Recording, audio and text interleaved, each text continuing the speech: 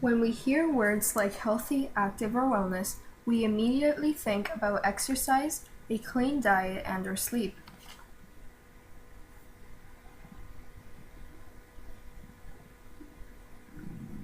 Even though these are part of living a healthy lifestyle, there are many other habits you can do to maintain one.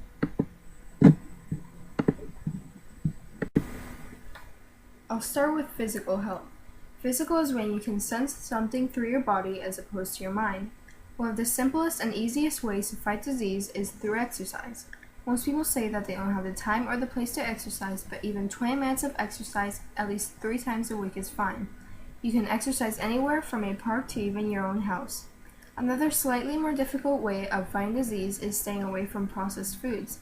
Even though they may taste good, some of them are extremely unhealthy, so staying away from them can be very beneficial to the body inside and out. After being ill comes recovery.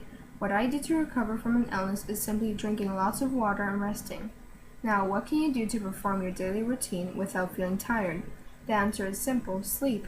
To have sufficient energy throughout the day, you need at least 8 hours of sleep every night.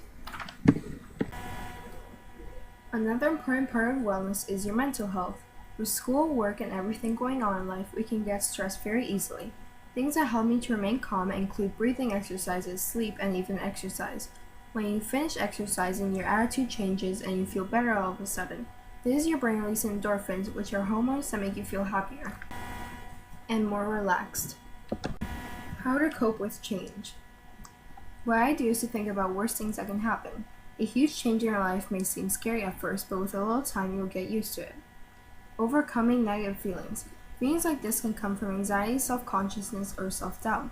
Things that help me with these is listening to music, talking to someone that I trust, and even crying all those negative emotions out.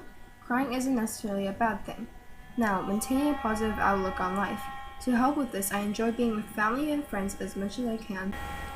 Now, social health. Being able to feel connected to people is crucial for a healthy social life. Spending time with friends and family is way better than talking to someone through a screen. I try to make more time to interact with people face to face.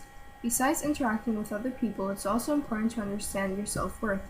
Creating goals for yourself and being surrounded by good people help you know your place in the world and that you are a huge contribution to it, even if you don't always believe it. Maintaining good support systems is also important. This also relates to connecting with people, only this includes making it last. What I do is being friendly to people I encounter and remaining loyal to them. Coping with life's ups and downs. What I do to cope with this is simply accepting it and realizing that life goes on and that there are worse things that could happen.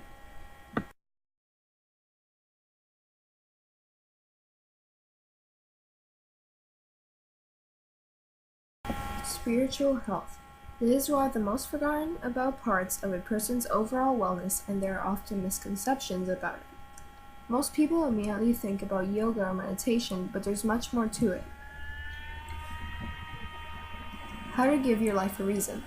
Sometimes you often forget why you're doing what you're doing every day, so I like to think of some of my biggest accomplishments and even my future goals. This keeps me on track to where I want to get in life. Spiritual health is also about knowing how to control your stress levels. As a student, you can get stressed very easily. Some things I like to do to keep myself calm is listening to some music and even dance. On top of all this, to have good spiritual health, you'd want to develop good support systems with friends and family, or even with somebody you trust. Make being with these people a priority and remain loyal. Working on this project has really been an eye-opener for me about the many misconceptions people have about being healthy. I've learned that healthy, active living is not just about looking fit and eating healthy, but it's about the changes you can make to grow as a person and make being healthy a lifestyle, not a fad.